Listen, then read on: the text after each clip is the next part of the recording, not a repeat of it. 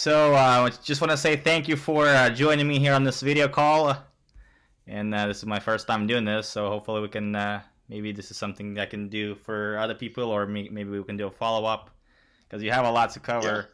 Yeah. And you shared a lot of information with me the other time we talked, and then it was so valuable, and I just want to have it recorded, and so other people can also, look at it and watch it, and, rewatch it and take notes and stuff like that. So, as for other people, I just want to say that Michael is a father and author. He wrote a great book. You can find it on Amazon. I'll post a link in the description.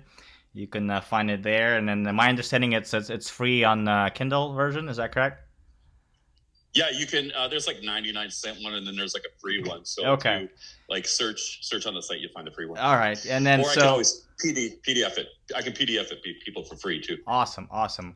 And then so you have a lot to cover. I just wrote down some points to go over, and then we can go from there. You can go as you flow, and then I might ask you a question or a follow up, and then we can go how our conversation leads, sure. And then do a few questions, how people can contact you at the end and stuff like that. So maybe we can start with describing the mess of where we're in right now with the divorce, and then the fatherless children, and then how we got here and how to get out, and talk about different types of courts, and then history of divorce in the church and the feminism, and go from there. So I'll probably just gonna guide you a few points here and there, but I'll let you do most of the talking, and then you can take it from here.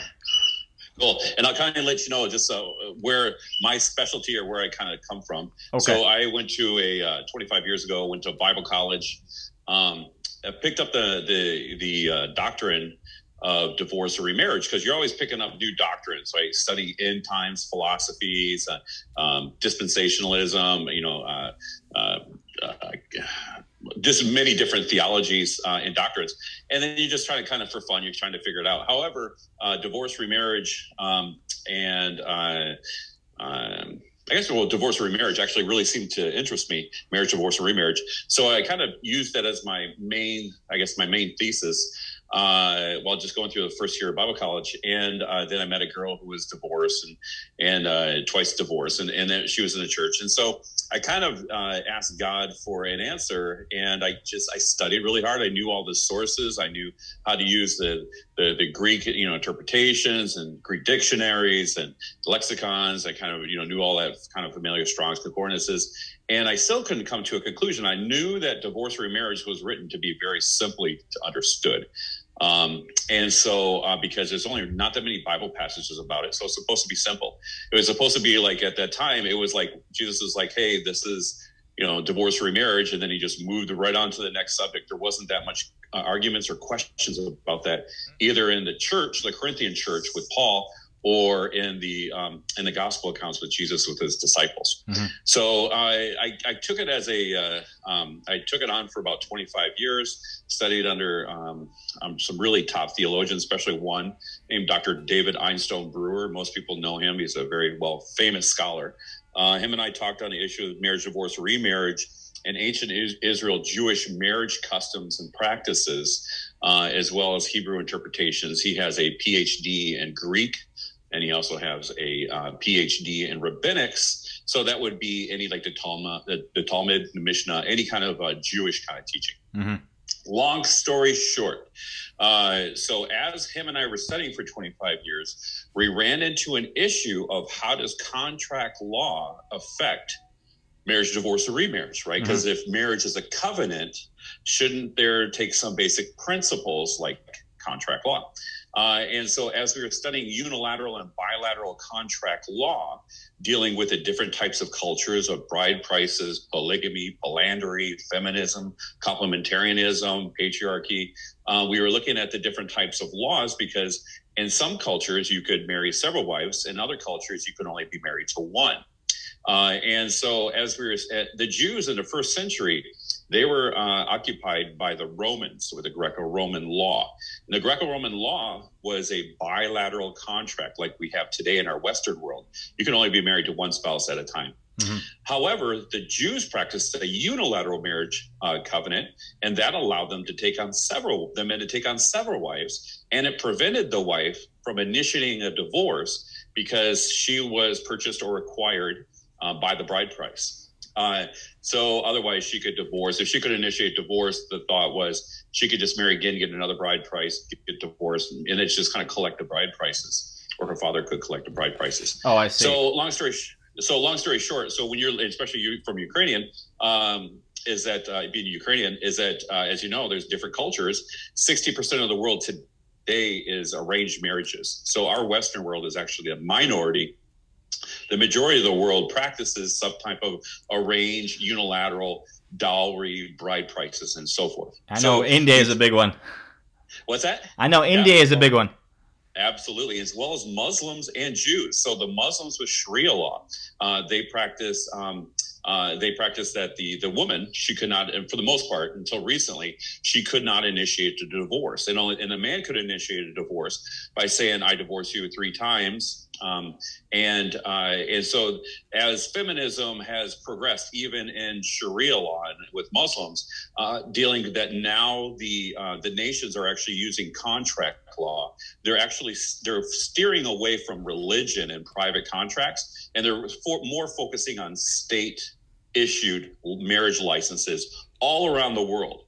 And by this, there is a big, in the past less than 100 years, through the whole world, there has been a clash between who has supremacy over marriage. Is it the state, or is it the church or religion, right? Mm-hmm. Is it the Jewish religion, with the Orthodox Judaism being being in charge of actually creating the laws of Israel, or is it with the Muslims and Sharia law? And it's not just in the United States; it's everywhere, right? It's everywhere. That question world, was right? asked. Okay, so states versus the church. Who has the because most people get married at church, right? I mean, you have some sort of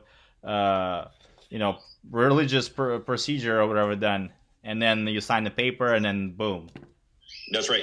For the most part, all around the world, marriage was always considered either a sacrament through the Catholic Church.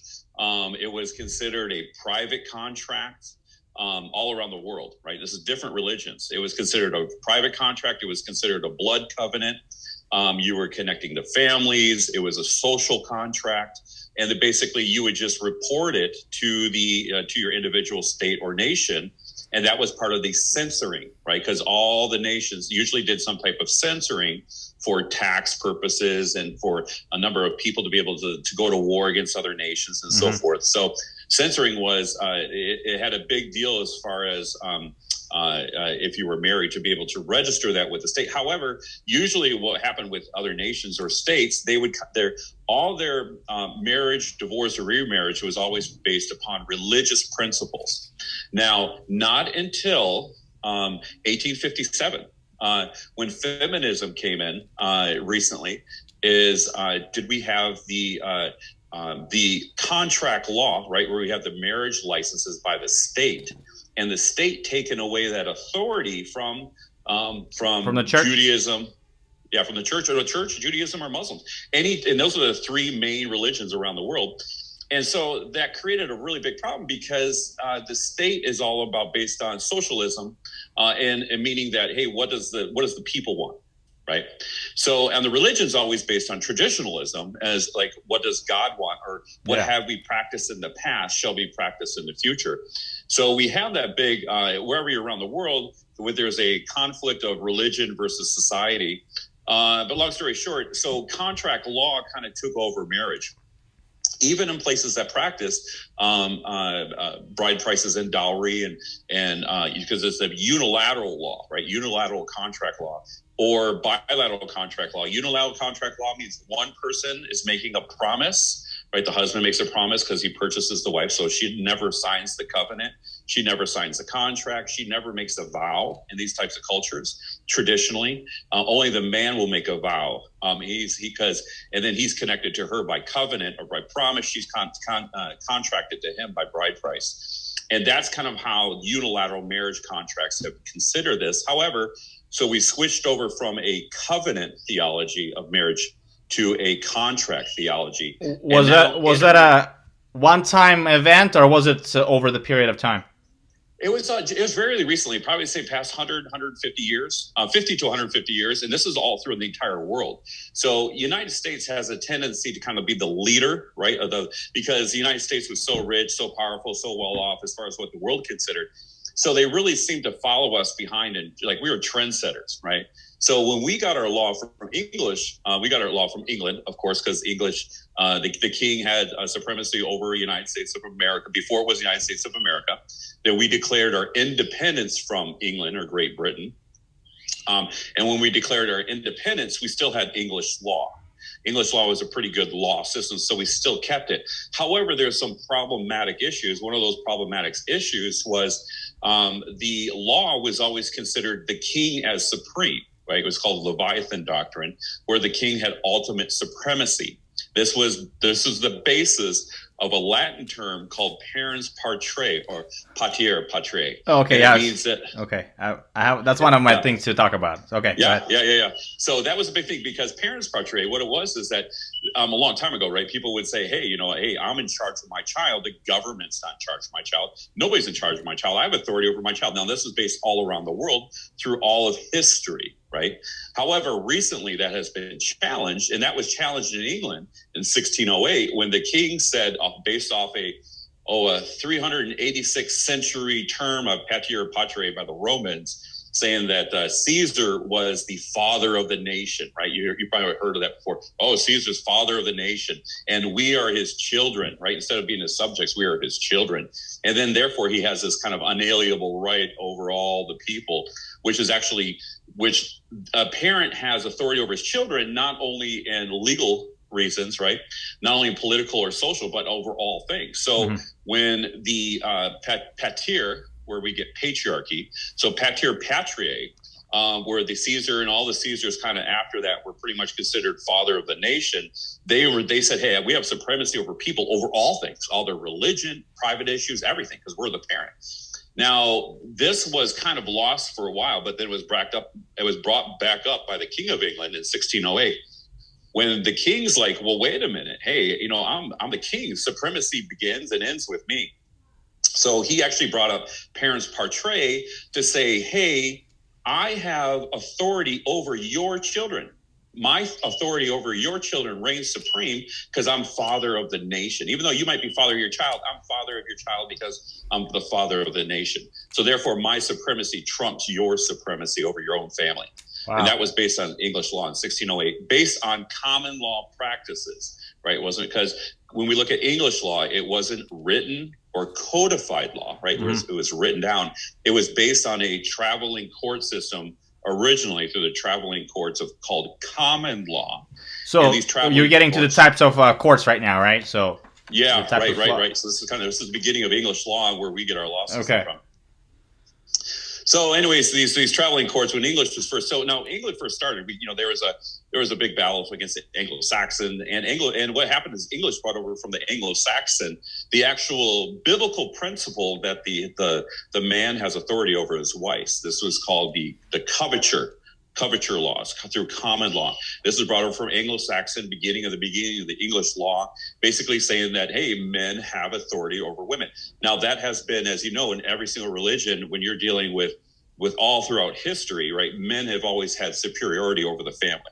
They've always been considered head, leader, or ruler of their family.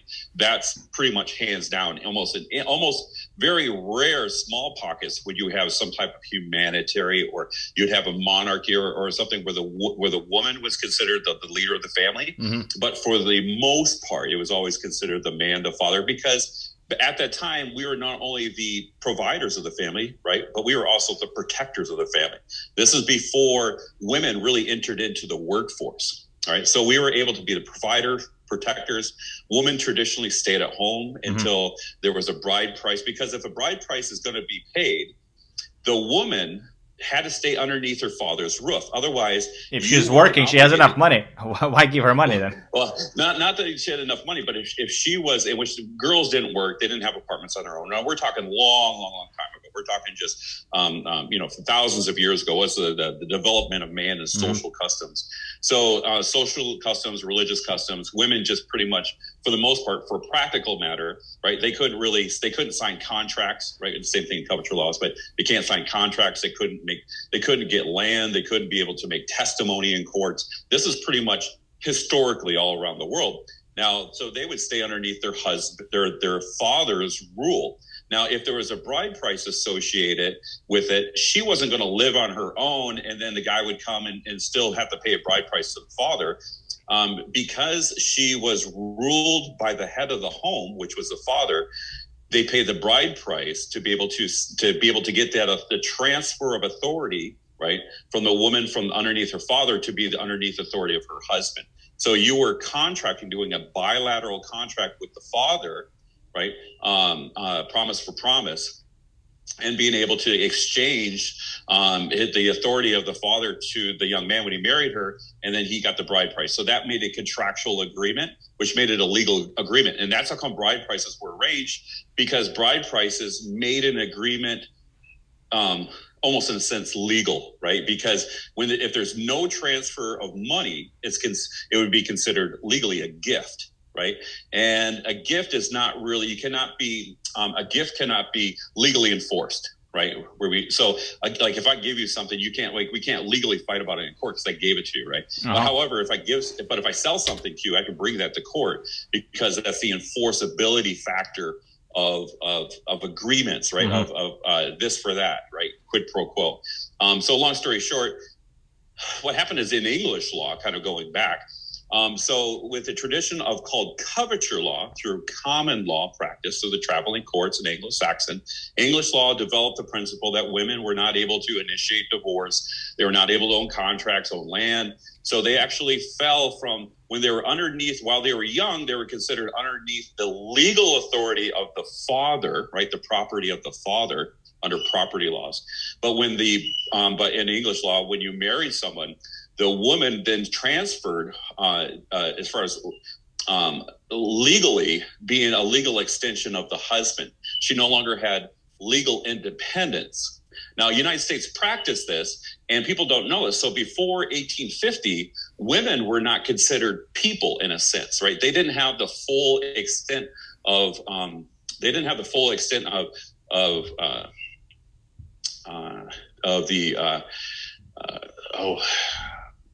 constitutional rights. So children did not have constitutional rights, right? They were considered traditionally part and parcel of the father's constitutional rights. And then women didn't have constitutional rights because they were under coverture laws through common law. They were considered legally an extension of the father, and slaves didn't have legal rights. They were under property rights. So when a man had a family, right, the slaves were under property rights, the wife was under property rights, the children were under property rights. And that was pretty much how the standard was for all of English history and all of United States history until it was challenged with feminism. Oh, yeah, that's what I was about to say. Is that when the feminism started? Yeah, so as feminism started in England, right? Started in England, 1920, Caroline Norton, very prominent woman. Now, you have to know in English law, marriages were pretty much considered under Catholicism or canon law because there were the ecclesiastical court. Or I can't even say the word right now. But all divorce was handled marriage was not handled really through the state, but it was handled through the church. So handled through Church of England. Yeah, you get married there and you get divorced there or whatever. I mean, yeah, right, absolutely right. And then so what happens? You can't really get divorced through English law, through all of English history, because of canon law. It was based on the ecclesiastical courts, or the church courts were based on canon law, right? And canon law says that, hey, marriage is a sacrament according to the Catholic Church, right? So what happened was you couldn't initiate divorce, either man nor woman. So they would annul the marriage, right? If they wanted to get out of marriage, a lot of times they'd have to annul the marriage, or the man would have to go through Parliament and request an act from Parliament to actually have a divorce, which was extremely costly. Now, in all of English history, we're talking about 800 years. there 800 years, there were only about 354 divorces total. We have that one. We have that many per day. Yeah, absolutely, way more than that per day. And only 4 of those were allowed by Parliament for women, right? And they were extraordinary cases, and that was because the Church of England considered it a sacrament. And what happened was, since marriage was a sacrament, a religious sacrament, the civil courts, or the state courts, right? They kind of stood out of it. So it never went through common law courts in England. Same kind of principle came to the United States, but we didn't have like a Church of England where marriage was, but it was still considered really a religious sacrament, being a covenant, being a private contract. The Constitution protects private contracts from its citizens. It's been the Constitution that where you and I make a private contract, the state really can't jump in and interfere with that. So when, a long story short, right? So the authority of marriage was always through the church, not only through England, but through the United States until 1917, when different states, 1910, 1917, started requiring marriage license through the state. The reason why is when the women, Carolyn Norton, feminism, right? So that's when the feminists started. Is it when they started doing the marriage licenses? What happened was they didn't really have marriage licenses in England. What happened is they might have had it later, like in the 1900s. But what happened was Carolyn Norton, 1820s, there was this feminist push, right? The women started wanting a little bit more independence, became more modern. Whenever you're dealing with more modern industrial age, women tend to have wanting to have more rights. That's kind of like how it kind of worked. More caveman style. It was very easy to be led by patriarchy, right? But in a modern industrial age, right, it was very easy to kind of switch over from the women be able to say, hey, we can kind of support ourselves, so long story short. So what happened was in 1820, the first feminist push in Europe, and Carolyn Norton was a woman who was divorced. She was unhappily divorced. She was very famous. She was a poet. She was a writer. And she actually had a lot of friends in Parliament. She went to Parliament. She said, hey, we want 2 things. Number one, we want, it's not really fair for children if they're nursing at the womb, right? Because we didn't really have like bottles and stuff, like all that stuff like we have today. He says, hey, if a child's nursing at the womb, and men were getting 100% of custody over all divorces. They get 100% custody, right? Unless the woman won in court under suing for a breach of contract, which we realized that 800 years, there were only 4 women who got that. So what happens is, she said, it's a human rights issue, right? If you have a baby who's nursing at the breast and I give my baby to the father, he can't nurse the child. There's a human rights issue. That baby needs to eat. Parliament agreed and actually said, okay, they started the tender years doctrine, which we hear in America, which reigned from 1850 until 1969. 1970, is that the tender years doctrine says, hey, a child in his tender years or being breastfed, there's a human rights issue, and the women needed to keep the children, so they would get primary or sole custody of the children. Well, they still do even right now, even though the kids are small or big. That's right, and that's the big trick. So what happened was, the reason why men agreed to the best interest of the child standards is because they were promised that they were going to get a fair shake. Right? Hey, we're going to get, because 100% of kids went to the mother during the tender years, and that tender years is always pushed later and later by legislators, right? And just an example, the matrimony clause of 1857, Parliament took the authority away from the Church of England. They grabbed the authority to be able to allow feminists to ever have some part in a divorce process through practiced adultery. They had to prove that their husband was not only committed adultery, but was practicing adultery. Then they could actually initiate divorce. And then also the tender years doctrine started just a few years earlier than that, in 1839 in England. And so basically that feminist push. Now what happened was, the women in America got a hold of the feminist push right in the early 1800s. And they used the same principles with our women's suffrage movement. Not only that, but the women actually joined forces with the slavery movement in the early 1850s or 1830s to 1850s, more in the 1850s. And they said, well, hey, if blacks are people and they get full constitutional rights and protections, well, we're people too, and we want 100% constitutional rights and protections. So they actually joined force. And they won because they did in America, because they did join force with the slavery movement. So after these slaves were Slavery was abolished here in America. It was only just a few number of years later before the women started getting the right to vote and other constitutional issues. So, once the women got the right to vote, they had full constitutional rights at that point. What are some of the problems that the feminism brought into the family, society, and the family divorce and the father movement, and just in general on that? Right. I mean, I'm pretty sure it gave a few rights to females, but it also created. There's always, well, it created the destruction of the family. So what happened is that the way that we know, right, there can't be that many Indians, right, or that many chiefs, right? We need to have, one. So you can't have that many chiefs in a family, right? So what happens is the question is as far as superiority, as far as who has authority, right? Supremacy. Well, that is always a fight in, government, legislators, like judicial, executive branches. And it's also was a fight in, the family unit. Now, what happened was when the 14th Amendment happened, right? The 14th Amendment in the United States around, 1886, 68, somewhere around there. So what happened was basically, we'll just say 1870s. So in 1870, when the 14th Amendment was created, right? Well, what it did is it changed the game, because not only did it give blacks full constitutional protections, but it gave black men and black women 100% constitutional rights, right? Both of them, the entire black, right, kind of thing. Also, what it did is it extended the constitutional rights of 14th Amendment because of equal protection clause, right? It actually started to abolish the coverture laws here in America.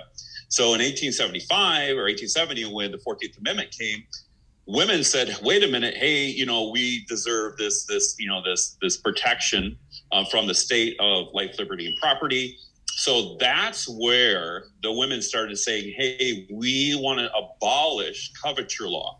So feminism is nothing more than a woman movement or suffrage, the women movement from oppressive men, right? Suffrage, right? Mm-hmm. They're suffering, right? So, but it actually doesn't, I don't think it means that like legally, but they wanted, feminism was about the freedom to release themselves or to get away from oppressive men or the oppressive patriarchy. That was the whole premise of the feminist movement. Now, egalitarianism, right, is based on equality for all. Now, women didn't say, hey, we want egalitarian or egalitarian principle. We said we believe in feminism, and that was the push back against the patriarchal views. Now, the patriarchal views was upheld through common law, but really the basis of that was through canon law, both in England and the United States. And that was, canon law was based on the canonical gospels, or, like the Bible itself, right? As far as having the men as the head of the home and women to be submissive. So it was really, feminism was really a way to free yourself from that religious oppression. Does that make sense? So feminism created problems for family by having more divorces, because right after that, the divorces went up, skyrocketed. Exactly right. So what we had is we had an English law, right, until the Parliament took the authority away from the Church of England in 1857 on the matrimonial clause of 1857. There were only 354 divorces. However, today, after the women has been given that freedom of initiating divorce, those rights, and now we have even in England is over 100. I think it's like 120,000 divorces a year. Here in America, I don't know. And then most of them, who initiates most of them? Who's the petitioner? So statistically, 75 to 80% are the females who initiate the divorce. They're incentivized right through the state, through the federal government, Title 4D funding, and also they get the child. And once you get the child, you typically get the home. Child support. Here's a kind of a tricky thing. So child support and alimony was really taken over by the federal government from the states, right? They interjected themselves because they said that, well, man could jump from state to a different state and escape that child support. So what happened was they had to federalize child support and collection methods. And by doing that around I think it was the 1990s, this is all under Clinton, is that, it takes a town to raise a child, right? This principle, very bad principle, but because it's basically talking about that parents portray doctrine, where the government is really, right, the father to the children. So as the government is father to the children, it supersedes the father's rights. Now that goes against our constitutional rights, goes against common law practices, goes against biblical practices and so forth. So parents' patriarchy was actually it violates the Constitution, because the reason why it violates the Constitution, because the Constitution says that, hey, the federal government has few and enumerated powers, right? Well, parents' patriarchy says, well, no, the federal government or the state government is is supreme. It rules over the family, it rules over we the people, and it has supremacy in all areas of your life. So parents' patriarchy doctrine, the best interest of the child standards was created through the parents' patriarchy doctrine. That actually was an extension of the parents' patriarchy doctrine, because a long time ago, when women, this is in 1975, right? We have a couple of cases where the men says, hey, the child is my property. And while they're going through the property, what happened was the state, a lot of some history throughout this in England as well as the United States, but around 1875, a judge stood up against the father and says, I don't care if children are your property legally. It's a human rights issue that I need to protect these particular children. And it's not in the child's best interest that you treat your children like property. And it was able to get an inheritance, as long story short, but able to get an inheritance from the children, take the children's inheritance, and he was able to take it himself. And so the court actually said around 1875 that, hey, the best interest of the child supersedes the father's coverture laws or property rights of the children. Long story short, so the state started jumping in, not only protecting women, but started to protect children from the oppressive male figure as well. I had a few questions on the child support. Do you think that if there would be no child support, meaning if the father is able and available and willing to have it, instead of paying cash, to provide a place, food, clothes, take him to school and do all the other stuff without transferring of the money, do you think the females would be initiating divorces? And then if that would not be the case?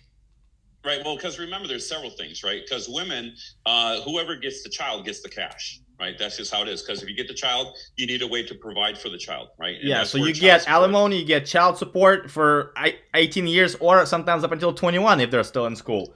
Then you get all the tax credits, and you get the free, welfare, food stamps, Medicare. I mean, the list goes on. Right. Well, the thing is that people don't think about is they thought, well, wait, when best interest of child standards came in, all of a sudden people traditionally now are not getting alimony, or women not getting alimony. However, that's a trick, because what happened was alimony and child support was federally took federal authority around the like I said, through Clinton, through the 1990s.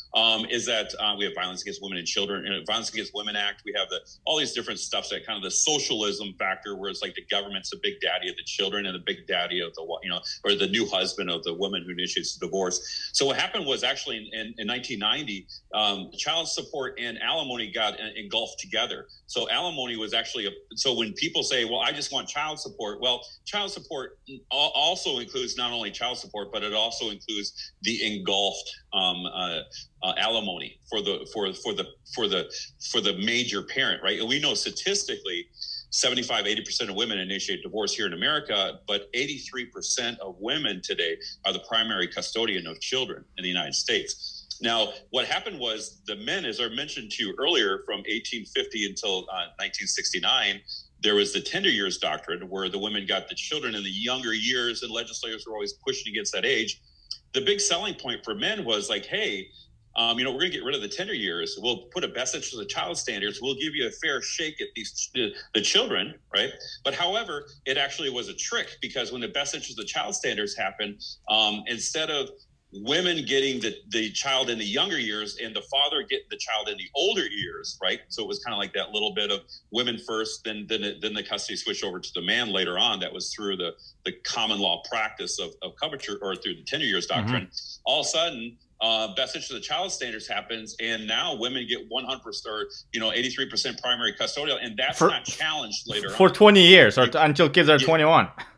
Right, and you can't challenge that. Now, under the tender years doctrine, the tender years doctrine was the woman got primary custody for only a short period of time, right? Till the child was 4, till the child was 7, till the child was 9.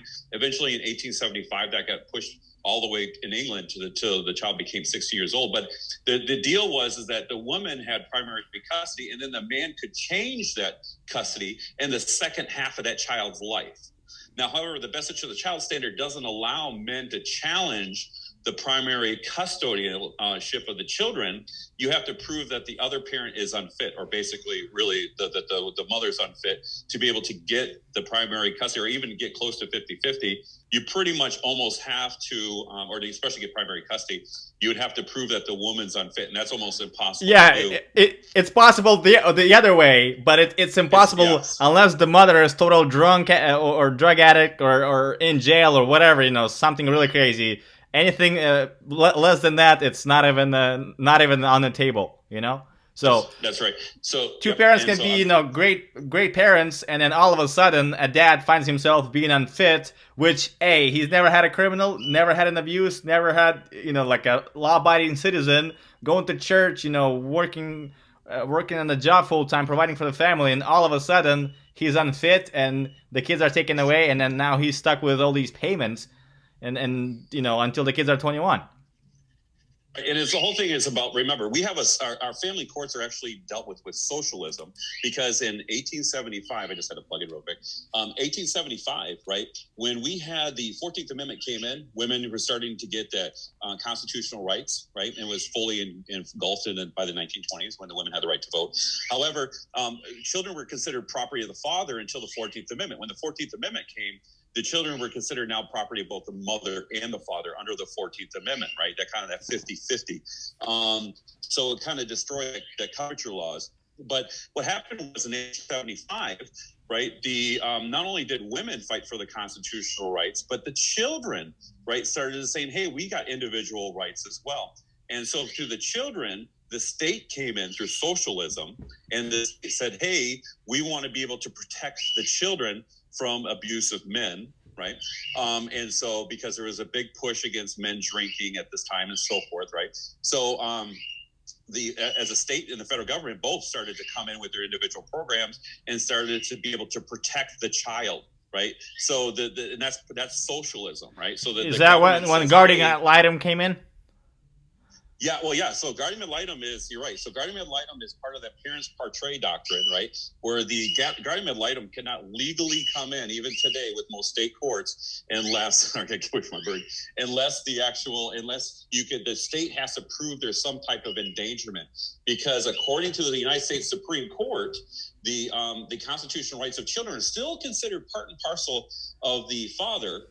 So what that means is that they considered that the child and both parents has the same desire, right? That their desires are the same, or they work in the same until the state proves that the child's endangered, right? However, that endangerment standard has changed, right? Originally, the endangerment standard was, hey, fear of life or limb, right? And so then that started to change over to abuse and neglect. So that became lighter, and then it was basically, through clear and convincing evidence.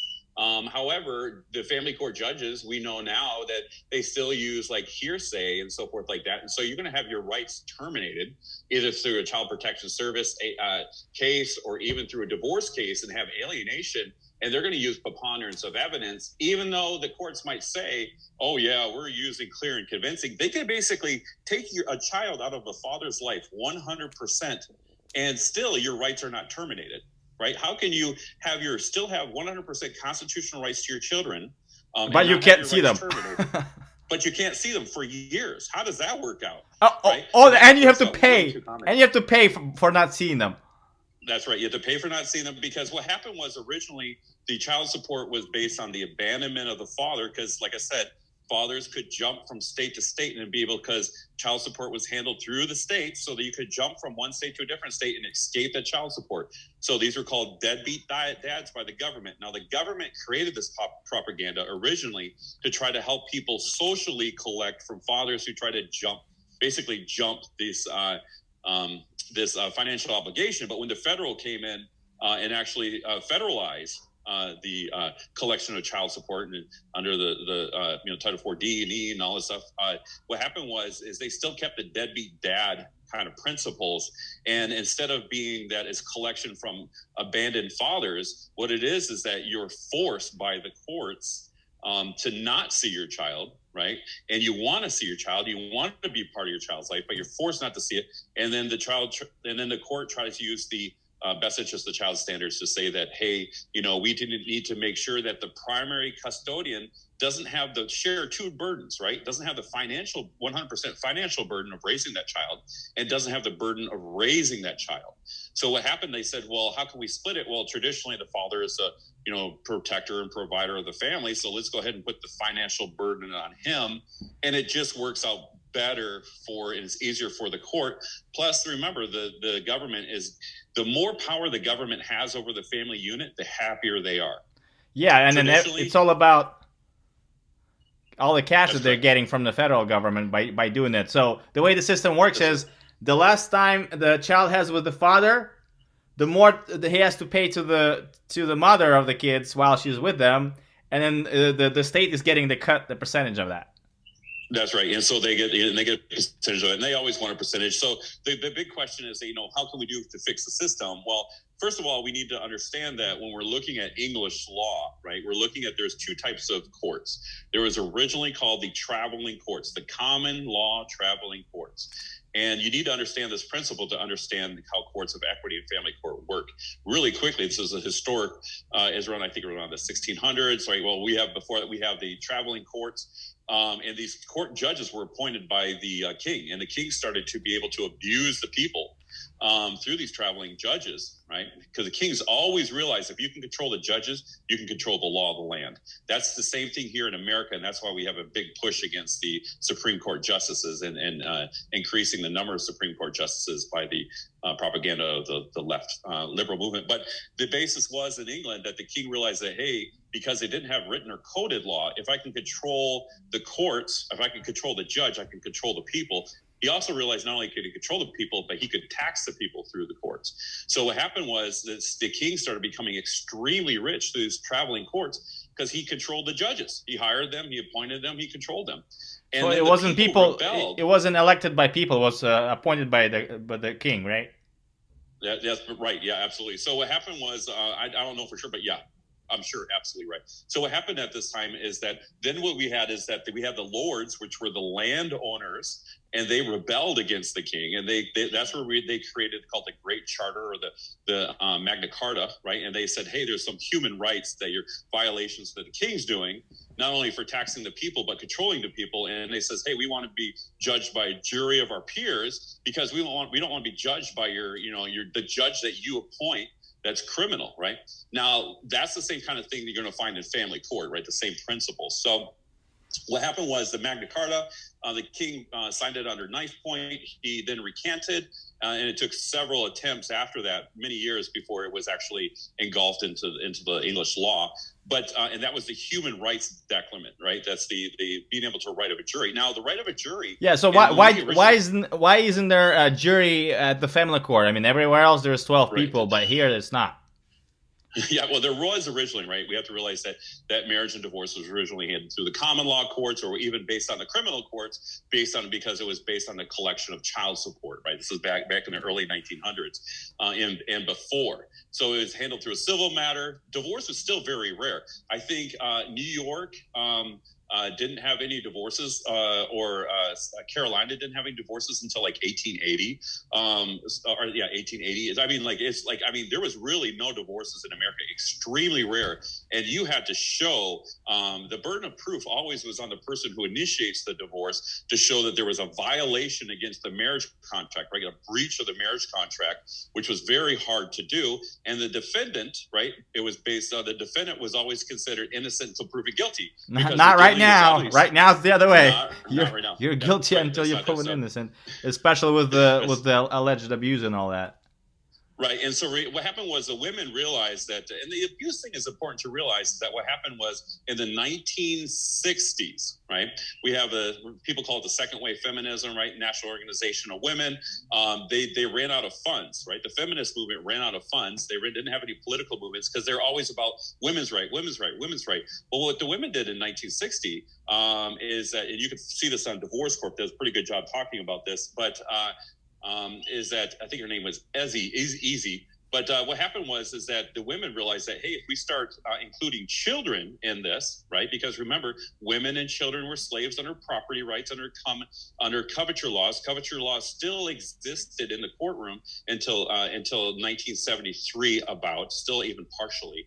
And so women said, hey, instead of just saying we're fighting for ourselves, because people really didn't give a rip at this point, they said, let's just say we're fighting for ourselves and for the children's sake. Right.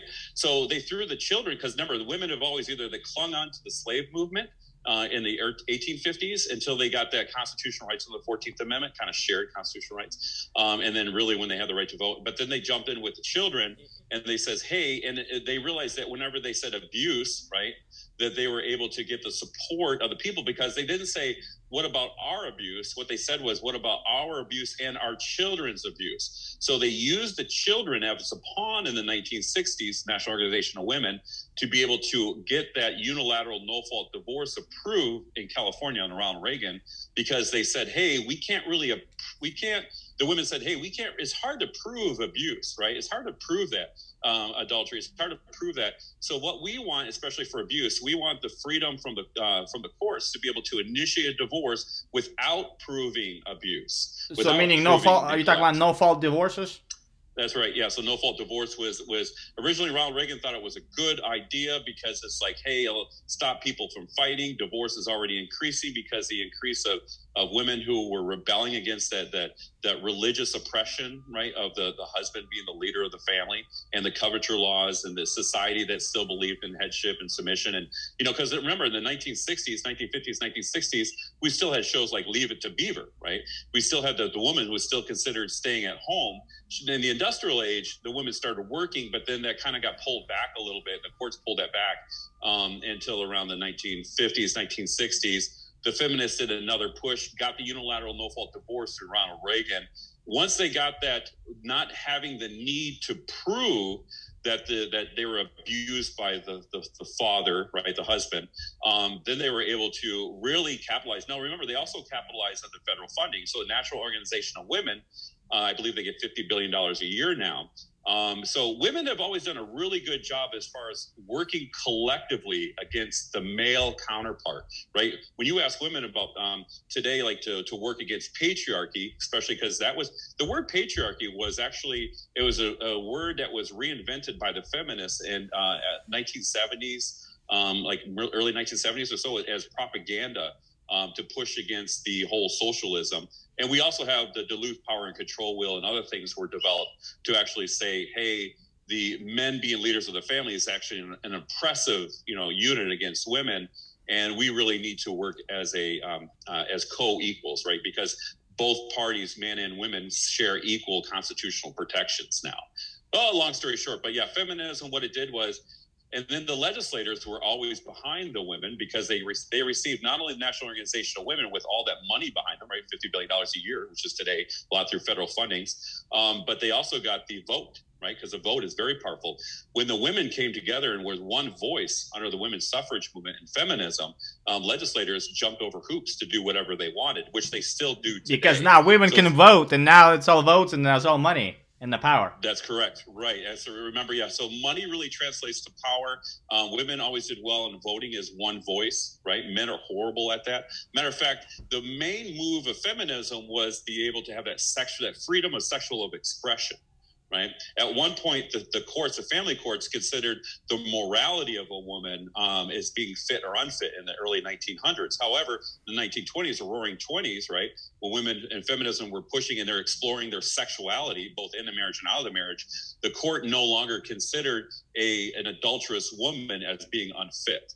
And so that was really this. And so what happened, men really realized that if you're a man, Why do men support feminism? Well, because free sex. That has always been the intent. Some of it is a little bit of a moral or a social value of equality in the 14th Amendment, but the majority of is that feminists always push for free sex, and a lot of men were really supporting that because they like the freedom of being able to have sexual relationships or intercourses with people without having that financial obligation, and be able to have many people or partners as possible. Feminism brought in sexual morality. While we were on the abuse thing about talking about abuse and alleging fathers or dads about abuse and husbands and all that, we have to realize that right now, a lot of cases, as soon as the divorce is happening, a mother initiates the divorce papers in most cases, and right away everything was fine. 13 years people live together, 5, 10 kids or whatever, 3 kids, one child, and all of a sudden, as soon as they start the separation, and all of a sudden all these abuse, there are criminal charges, there's restraining orders, there's rape allegations. I mean, you name it. So right, this is called silver bullet. And why do they do that? Well, because remember is that the government, right? The parents par tre doctrine is that the government is the new father of these women, right? And so what happens, the women like socialism because it gives them that added protection, right? It doesn't have that patriarchal authority that's pressed over them, right? So they get a lot of freedom, but they still get the support through the federal government. So socialism is a big push for women. Women like to be able to have that financial paycheck coming in, right? And so with that federal paycheck coming in, and without men, being able to tell her what to do, and her able to own a job, buy what she wants, have contracts, cuts lands, marry as many times she wants, initiate divorce as many times as she wants. She really embraced the idea is that the government is her new husband. So now she has to allege the abuse. That way, this is an automatic, boom, you get the restraining order, because they give out restraining order like candies. I mean, I've been through a lot of stuff for myself, including all the bogus restraining orders. They can just say, hey, I think he put a GPS on my car, and even though it's not her car and there is no GPS, they still give a restraining order. It's like, right, and it really affects the guys, Right, and the whole thing was just like, right, there's around $60,000 restraining orders around different states per year, over like 1 million. And so it's like we're dealing with an extremely high level of restraining orders that are given. I think that they said 75% of these are, I think, either given in domestic relations situations, boyfriend, girlfriend, marriage, divorce, remarriage, all that stuff. But 75% I know is against men. However, we're dealing with a high amount of restraining orders. Now, restraining order are unconstitutional because restraining order is you lose the right to have a gun. You know that, right? That's right. So your Second Amendment right is no longer existent, which is an inalienable right. You cannot talk to your own kids. If you do, you go to jail. That's correct. So it becomes all your inalienable rights now become crimes, and you're being convicted, many times through the ex parte motion. So the ex parte motion, where they give you a immediate restraining order, when you go in for the trial, you're already presumed guilty, and you have to prove you're innocent. Correct. And that actually I've been through it 3 times, so I know what it is. That goes against the presumption of innocence that we have of our constitutional protections. So what happens is that men, they get the ex parte given immediately. The pretty much the standard is with police, if there's a domestic situation called upon them, they come in, they immediately take the man away from the situation. Right? Yeah, you have 10 minutes to leave the house. Yeah, and then the woman is going to have. A lot of times she has lawyers that are appointed by the state, or she can go to federal organizations that are funded through either the state and federal to actually help women to get away from abusive and neglectful situations, as well as the children. And that's really based upon the idea that children are always going to be with the mother. Right, you're not going to have that many cases where a woman abandons a family and she doesn't take the children. But however, we do have more, or is thought of to be more, that a man will abandon his family and his children. Right, he'll abandon the whole household, and that was always the premise. So the premise is like, hey, if we protect the women, we protect the children. And so, like I said, that was when the feminist movement, national organization realized that in 1960, they were able to get unlimited financial support through the abuse and neglect of both women and children. But before that, it was just saying, hey, us women are oppressed. And they didn't get that much money for that, if that makes sense, because people were like, well, a woman could take care of herself. But then when it came to innocent children, they're like, well, wait a minute. Hey, when it comes to innocent children, we need somebody to look up for them and to protect them. And the thing also, too, is you have to remember is that children fall under the full constitutional rights of the parents until there is until one or either of the party asks the state to get involved. When they ask the state to get involved, either through like a petition of marriage or divorce or dissolution, what they do is they're inviting the state into the marriage, and the children immediately are considered wards of the state under the parents parte doctrine. So under the parents parte doctrine, that's common law through the court system today, based on very dubious and unconstitutional matters. But what happens is, as soon as two people fight, a man and a woman fight, and they get the state involved, right, through either a petition or a court case, now the children fall under 100% jurisdiction of the court until that child becomes either emancipated or becomes of legal age, which was 18, or it can actually be petitioned to be extended from the women to be able to be until after college, to 21 years old. So with all the problems that the marriage brings and stuff like that, and all the alleged abuse, and then the money that the fathers have to pay for the next 21 years, and alimony and child support, and having restraining orders, and then having that criminal charges being thrown into jail and everything else, and then females having the right to divorce for no reason whatsoever, no fault divorce. At this time in 2021, do guys or have any pros versus all the cons to get married? I mean, like, what are the guys getting in the marriage? Like, is there any so what happens? Any benefit of getting married? I mean, like, yeah, well, there really isn't. So that's for the whole MGTOW, right? I don't really see it getting married.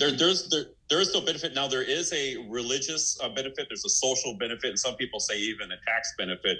However, a lot of men realize that it's not worth it. Plus, remember, feminism brings sexual immorality, right? Sexual promiscuity from women. So you really don't have to be married today. Now, God's going to judge this nation based on sexual immorality as well as other immoralities. That's how he does. He judges a nation. He judges an individual. So, and that's very much considered a sin, because in all different religions, all different customs, all throughout the entire world, entire history, marriage has always been practiced because it's just an accepted religious and moral norm, an ethical norm that's accepted all throughout the world. So just because it's moral, and then you get a few maybe tax advantages, but other than that, there's not much benefit to a guy to get married. Or am I not seeing right. something here, or can you? No, you're absolutely right. So what happens is, but also remember is that there's a big thing as far as unilateral no-fault divorce. Now, I deal with contract law, so I wouldn't be fair to mention that unilateral no-fault divorce is actually unconstitutional because, first of all, it's a private contract, even though it's through a state license, right? The state has authority, but the state can't license an inalienable right. Right. So because an inalienable right means that, hey, this is given by God. For the state to license it means that the state has the ability to say no. Right. You cannot exercise. So therefore, an inalienable right through license is no longer considered an inalienable right, is considered a privilege. So the state says you're getting married as a privilege. I allowed you to get married because they have the power to say no. And that was based on men and women, black and whites marrying, and then eventually try to stop sexually transmitted diseases. Long story short, the government never, they overturned those reasons for the marriage license, but they still kept on to the marriage license because they wanted the ability to be able to control divorce. So they had to control the marriage on the front end to be able to control the divorce on the back end. Yeah. So why sign a marriage certificate and with the state? I mean, you're not. Why get state involved? Right. You don't want to get state involved. Whenever you get state involved, you're going to be pushing. You're allowing the state to take supremacy or authority over you and your family. Under common laws, it wasn't a problem because they supported biblical principles and supported the man. However, since the 14th Amendment and around 1886 and then eventually women have the right to vote. Eventually, the Coverture Law is eventually dissipated, and we don't have egalitarian principles, right? We have feminist principles because the legislators who are bar certified are going to be behind the vote. They're going to be 40% of all Congress right now is attorneys. 60% of all congressmen are bar certified, right? So we have that monopoly of the bar certification, that monopoly that ties the legislative branch and the judicial branch together. And then you have the strength of the women being one vote. And then you have the tremendous federal monies for feminists and National Organization of Women and abuse against children, abuse against women, VAWA, and other principles of federal organizations that have created such a strong political presence for women. Why isn't there like in the court, in the family court? Why isn't Constitution allowed?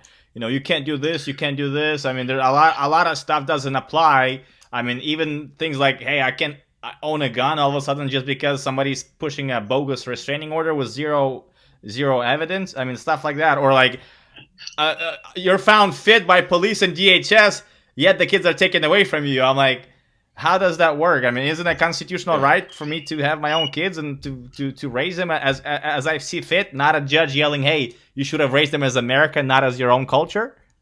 Well, now the nice thing is that the Supreme Court, which is the Supreme Court of the land, based usually upon the they use the supremacy clause as well, but the Supreme Court being the leader of all the courts in the United States, where all the other courts are supposed to follow these basic precedents, right? Especially when they decide over constitutional issues. They have always really traditionally supported the family unit, supported the male's constitutional rights. They've always usually traditionally, even Troxel and Granville, as well as other cases, we have a lot of cases where either your state Supreme Court or the federal Supreme Court really has backed us up. Now, the problem is that when the 14th Amendment came into play, it reversed federalism, right? It changed federalism forever. The federal courts, they wanted the ability to be able to control the state courts from the states violating the blacks' rights, right? So they were concerned about lynch mobs and other things when they, under the slave amendments, right, the 13th, 14th, and 15th, because of the Civil War, they wanted to be able to control the states. The only way that they could control the states was to expand their power. So the 14th Amendment expanded the federal government's power over the states. So it reversed federalism because no longer were the federal courts few and enumerated powers, but now they're unlimited and unalienable powers based upon the life, liberty, and property that was promised through the Declaration of Independence of life, liberty, pursuit, and happiness. Because of that, the Constitution doesn't apply in a family court? No, so what happens is that when the 14th Amendment reversed federalism, right, and we started having a little bit of increase, we started having a really, divorce started to triple almost like about every year or so around this time, right? The 14th Amendment started really increase. Feminism, suffrage movement, socialism through the children, to protect the children, right? Because before they couldn't protect children unless they actually proved it was a crime, because it was through the children's division of the police. That's where matters were done, and you really had to have they were considered innocent to prove guilty. However, socialism and socialist practices and individual groups, like in 1975 with Mary in New York, you read about this young girl who went to the state, asked for help. They refused. She went to connected with a society that protects the abuse of animals. They actually petitioned together for state to be able to create these independent agencies. So these independent agencies, right, child protection services, human services, and so forth. They actually, what they did is they took the authority and the ability of abuse and neglect to be looked at as a criminal matter, to abuse and neglect to be actually looked at not as a criminal matter, but through the courts. And then they were able to circumvent the criminality of abuse and neglect to actually make it to go through these administrative courts, and they were basically saying, hey, we can circumvent the beyond a reasonable doubt, the father being found guilty in a criminal courtroom with a jury, to, hey, just a family court judge to be able to decide, a person or a father's unfit, just based on circumstantial evidence, or even before that in the family court, saying that, hey, yeah, these constitutional rights don't even apply to the man. However, just long story short, this was the question of something in the legal code that's called, or legal doctrine called the nexus. So the nexus is how the family court balances, right, the constitutional rights of both the man and the women and the children on one end, and then the authority of the state to be able to use the best interest of the child standards. Now, the best interest of the child standards was based on the principles of the Court of Equity, right? Equitable principles that came from England. Now, the Court of Equity is important to understand, is that Court of Equity was an appellate court. It was actually when people went through the common law courts in England, they didn't feel like they got a fair shake. They went to the king and petitioned to the king to hear them because they felt like the common law court did them injustice. The king would then make a decision based on his supremacy and override the common law court's decision. Does that make sense? Yep. Okay, so what happened was from there, people started coming to him so many times because those common law courts were you're very limited under case law to be able to find, you didn't really have equitable relief, right? So it was very stringent on this relief. So more people started going to the king, asking for the king's help to supersede in these bad common law decisions. And he went to the chancery, the archbishop, created what was called the courts of chancery. And he actually handed his supremacy to the archbishop through the Catholic Church to be able to use their moral principles of canon law through the Bible to be able to decide matters of equity. Equity is not based on somebody's opinion. It was based on biblical principles in England. And what happened is eventually that turned into maximums of equity eventually later on. But the decision makers or the judges of the courts of equity were called keeper of the king's conscience because they had the supremacy or the scepter of the king himself. And they had all this power, and they really didn't have juries as much, right? Or didn't have juries at all because they were considered an extension of the king.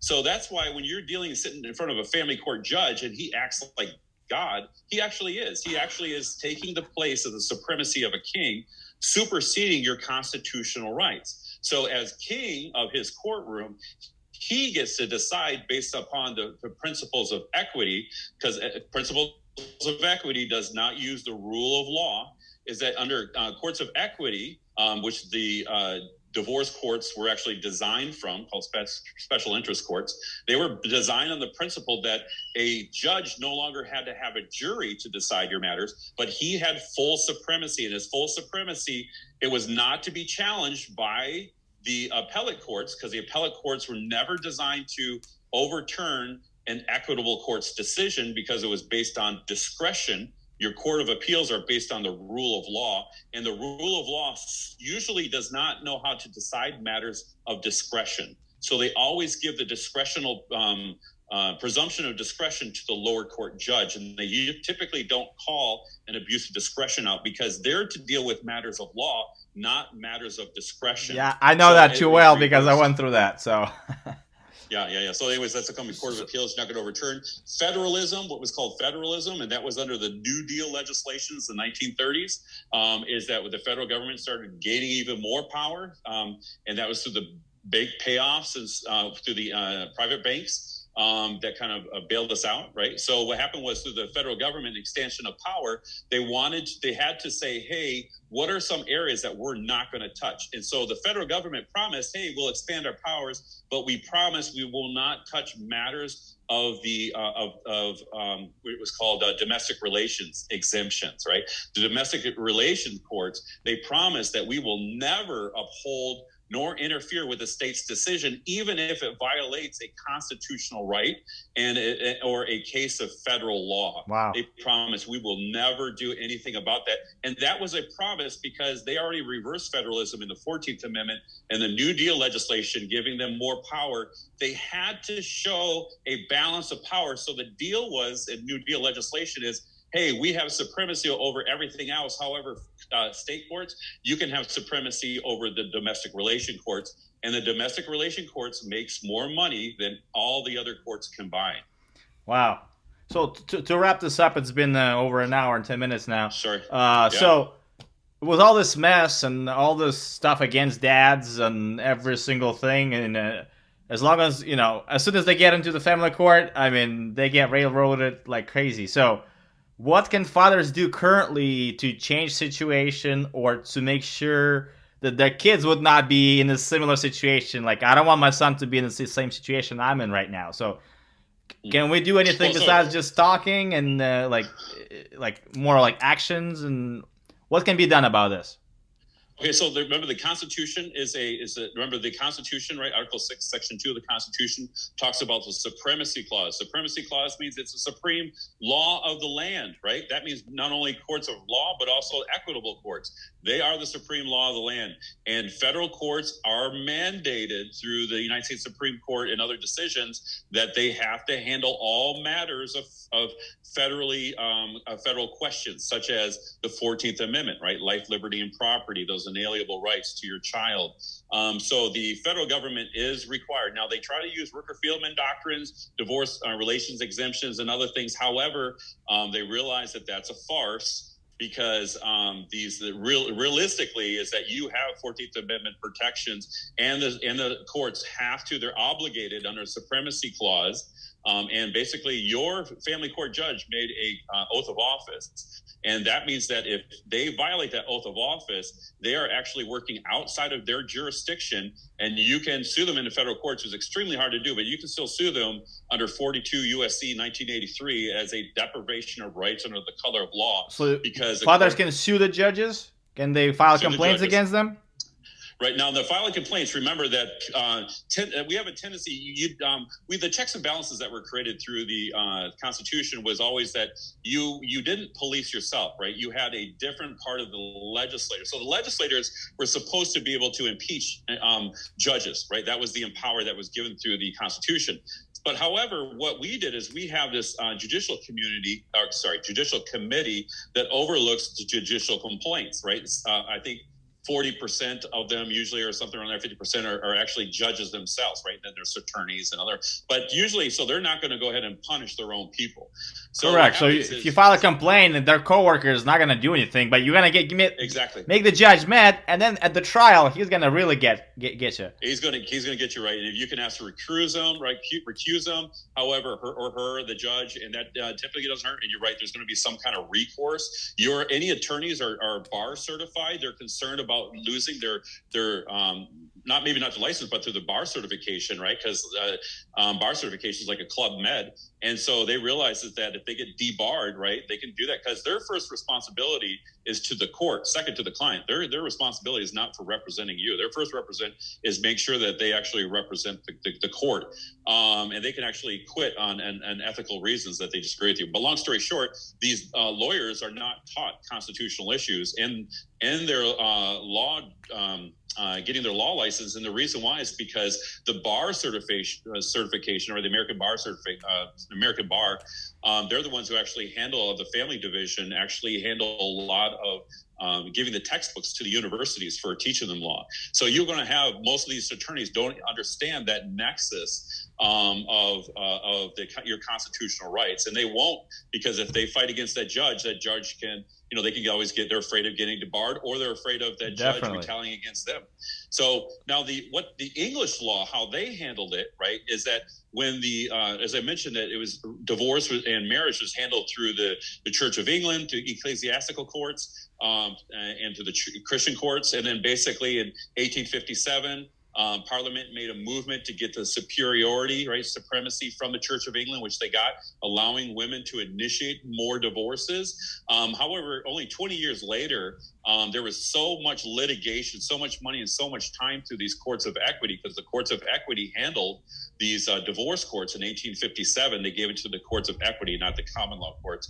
And they realized that it was a failing system. So in 1875, England actually morphed the common law courts and the courts of equity into one court. So as of 1875 until today, in England, they only have one court. They have the court of, it's a combination of equity and common law, given equitable superiority to equitable matters. However, in America, we have separate courts, right? We have courts of common law, or courts of law, or we have courts of equity. We have two different courts. We need to do, first of all, what England did is realize that the courts of equity by themselves work on the supremacy of the king, or the patriarch, the parens patriae doctrine, and it's a messed up and dubious, according to the Supreme Court, a dubious history, because supremacy does not fall with the king in America. Supremacy falls first with we the people, limited and inalienable rights supposedly unto the federal government, and then, like I said, as the 10th Amendment says, all else shared between the state and we the people as far as supremacy.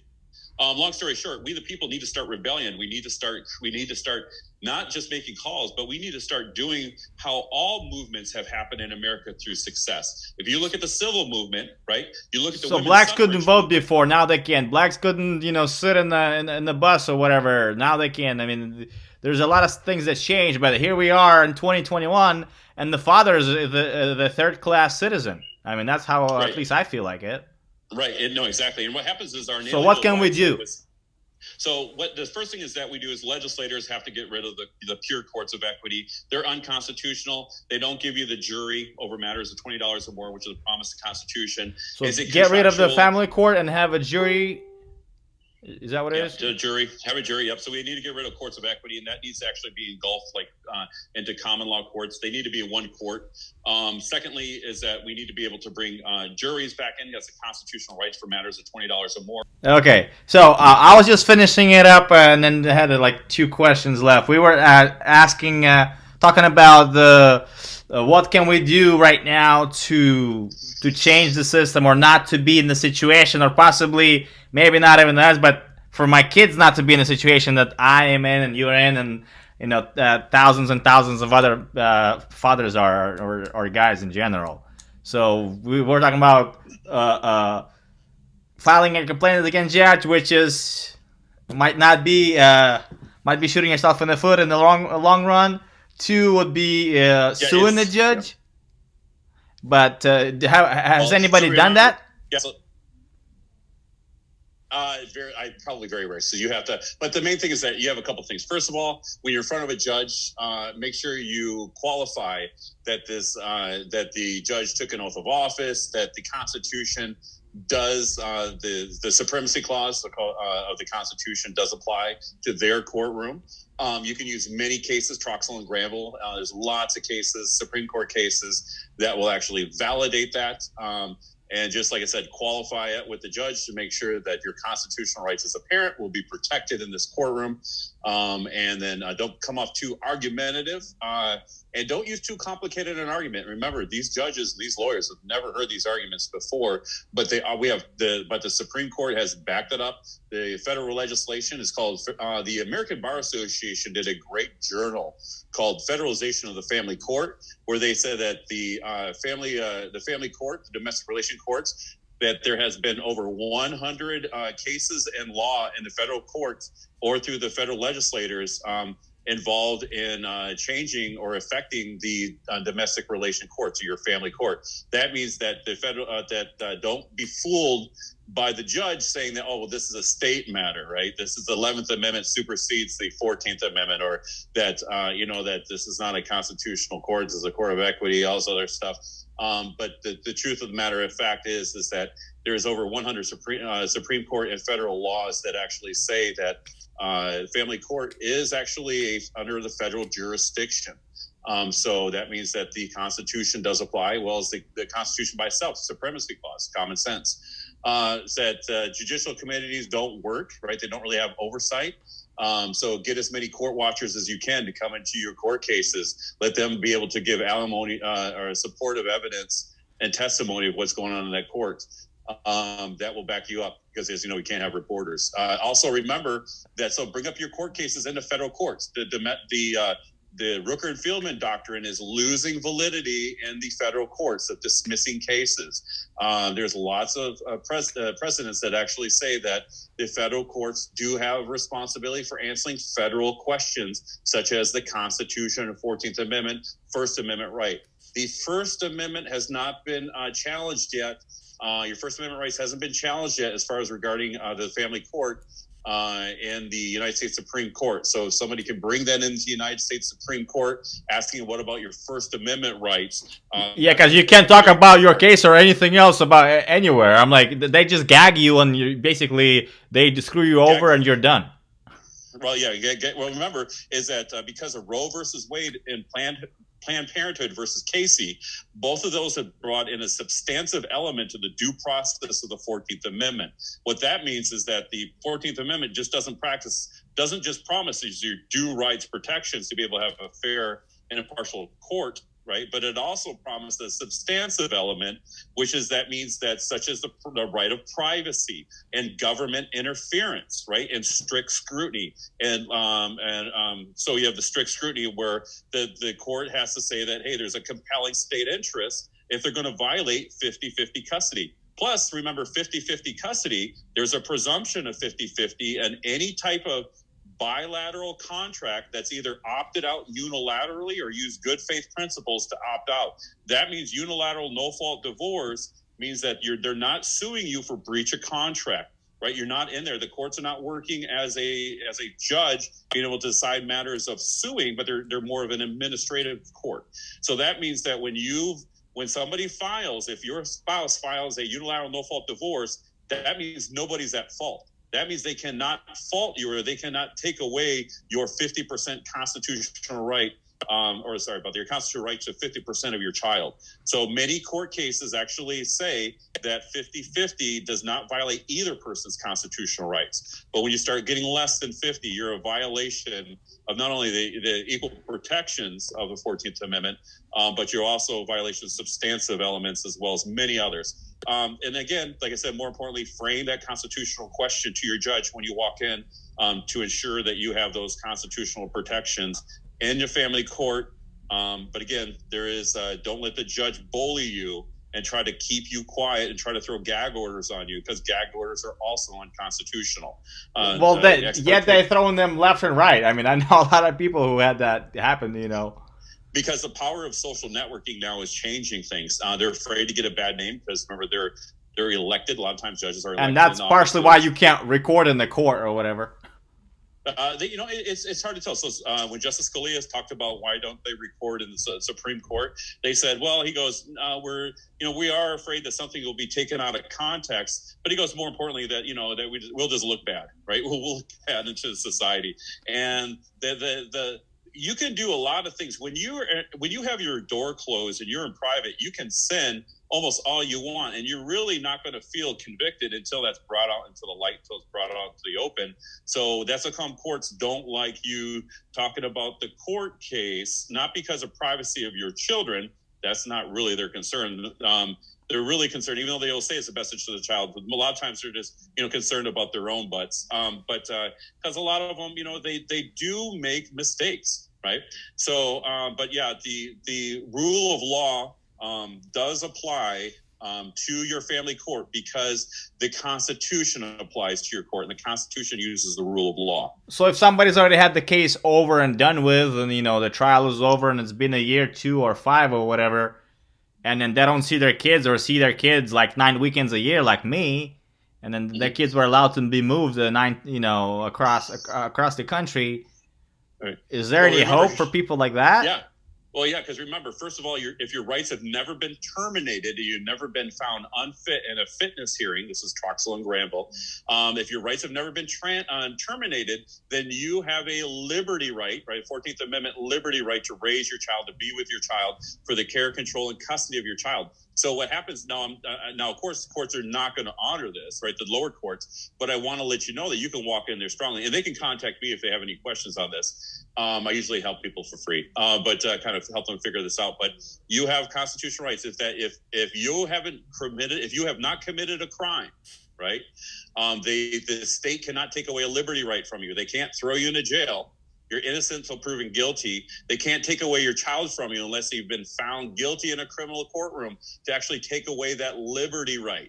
And not only that, but the inalienable right through the Declaration of Independence, which is a social contract. There's signatures on the bottom of that. There's promises, right?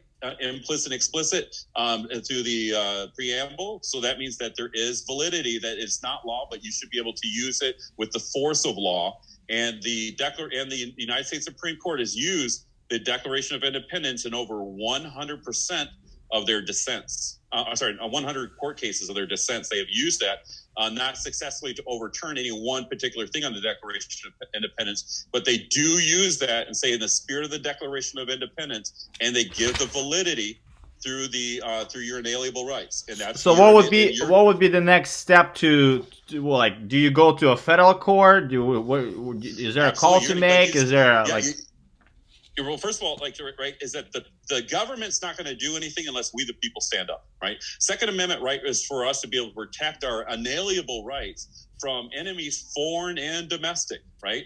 That means a long time ago, if you would ask a guy, hey, if the government or somebody tried to come in and take your wife, take your kids, and you had a gun, what would you do? They're like, I would shoot them, and that would be considered legally okay back in the days. Right now, you can't shoot the judge. You know, I know a guy who threatened the judge, and then now he's in jail for 50,000 bail.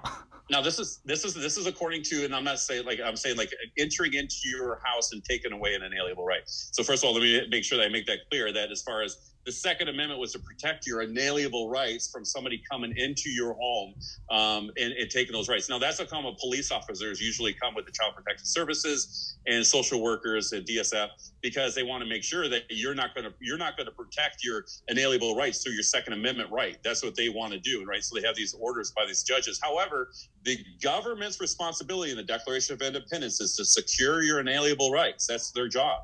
Secondly, according to a social contract. Social contract means that a judgment can only be made if there's a disagreement between two people's inalienable rights, and the judge has to say, how can we be able to socially make this acceptable and work together as a society? So you give up a little bit of your inalienable rights, but it's very narrowly tailored, right, according to strict scrutiny.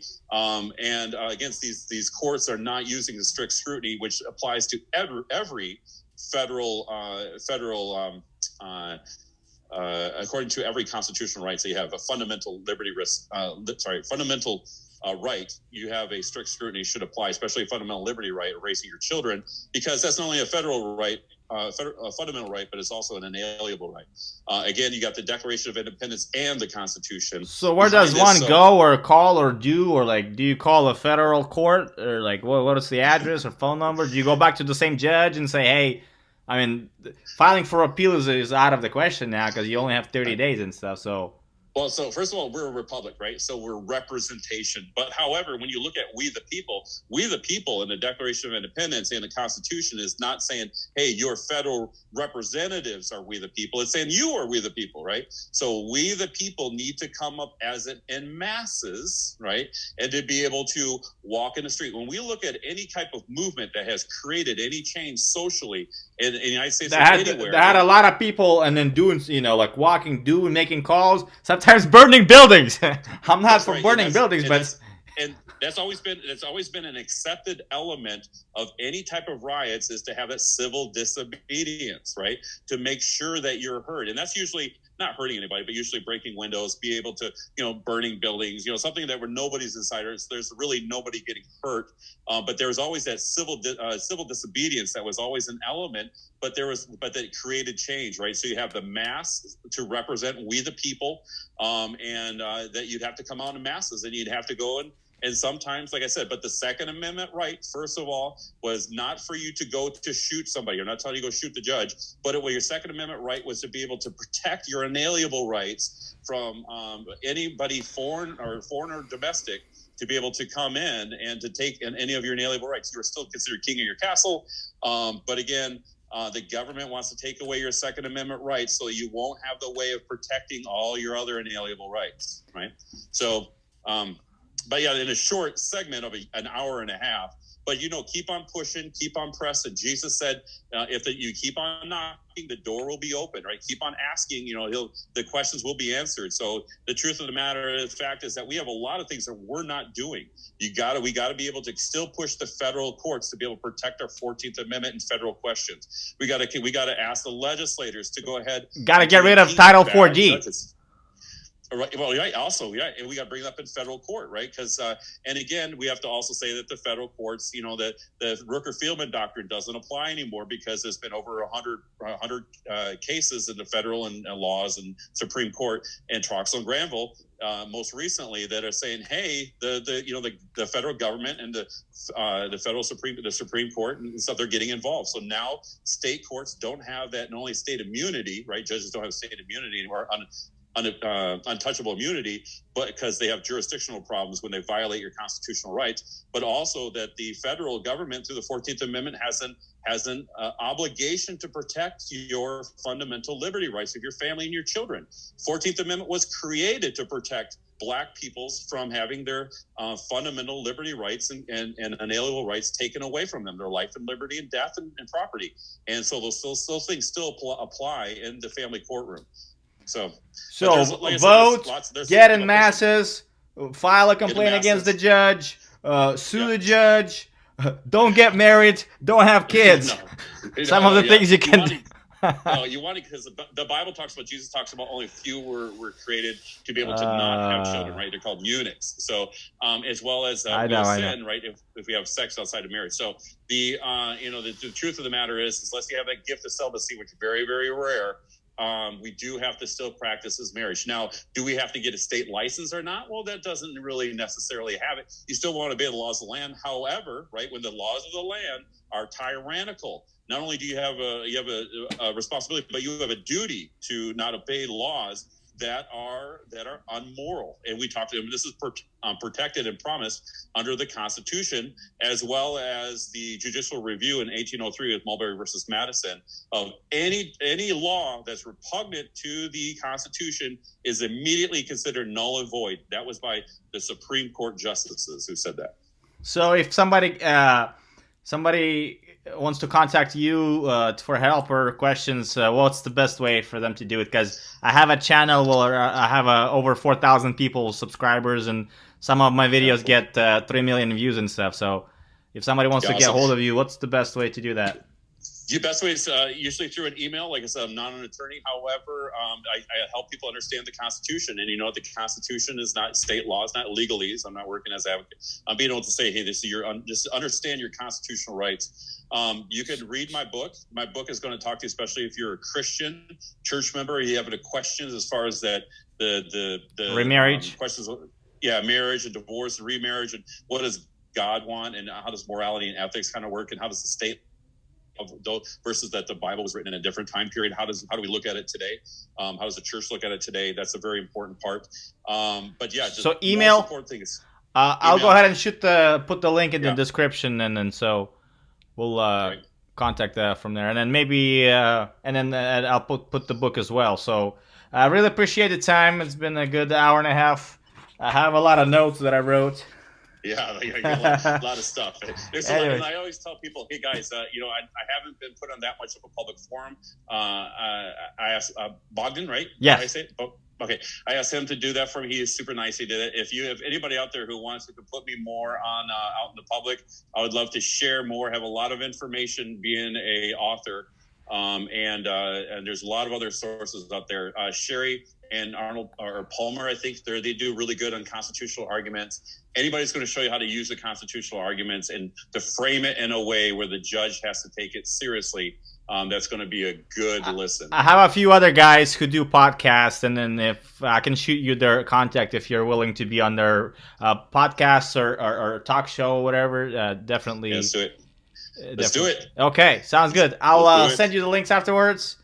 Gotcha. Thank you so much. Have a great day. We'll stay in contact. I'll do some editing, and then we'll go from there. Lots of valuable information. We'll go through this together. All right. Have a great night. See ya. Bye-bye.